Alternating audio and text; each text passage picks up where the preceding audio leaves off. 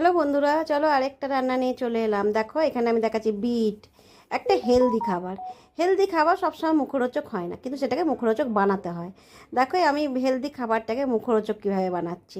দেখো এখানে বিট নিয়ে নিয়েছি, বিটটাকে আমি গ্রেট করে নিচ্ছি।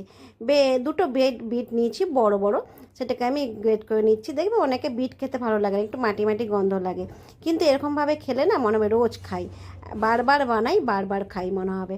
দেখো তেল বসিয়ে দিয়েছিলাম আগের থেকে, তার মধ্যে বেশ কিছুটা কালো জিরে দিয়ে দিয়েছি, আর কতগুলো রসুন দিয়ে দিলাম, আর তার মধ্যে আবার কতগুলো কাঁচা লঙ্কাও অ্যাড করে দিলাম।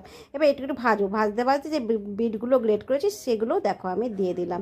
এবার এটাকে ভালো করে ভাজবো। বিট থেকে যতটা জল বেরোবে সেই জলটাই শুকাবো। একটু ঢাকা দিয়ে দেবো, তার মধ্যে স্বাদ মতো নুন দিয়ে দিলাম। নুন দিয়ে এবার নাড়িয়ে চাড়িয়ে আবার খুন্তি দিয়ে নাড়িয়ে চাড়িয়ে এবার একটু ঢাকা দিয়ে দেবো, যাতে বিটের যে জলটা আছে সেটা বেরিয়ে যায়, তাহলে ভালো লাগবে। শুকনো শুকনো হলে খেতে ভালো লাগবে। দেখো এবার শুকনো শুকনো হয়ে এসছে। এবার এটাকে আমি মিক্সির জারে নেব। দেখো নতুন বলেছি না, নতুন রান্না দেখাচ্ছি। দেখো মিক্সির জারে নিয়ে নিলাম, এটাকে আমি পিসবো। পিষে তারপরে আবার ভাজবো। এটাকে আচারি বিট বলছি আমি।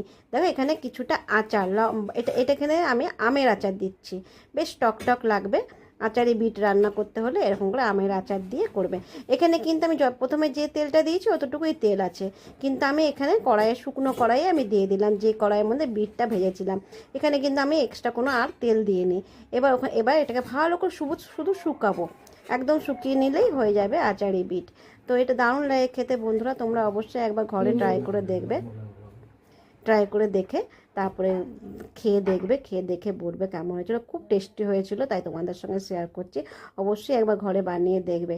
যেমন বিট তো হেলদি, যেমন হেলদি তেমন টেস্টি। তো এরকম করে বানালে হেলদি জিনিস টেস্টিও হয়ে যাবে। তোমরা কিন্তু অবশ্যই বানাবে।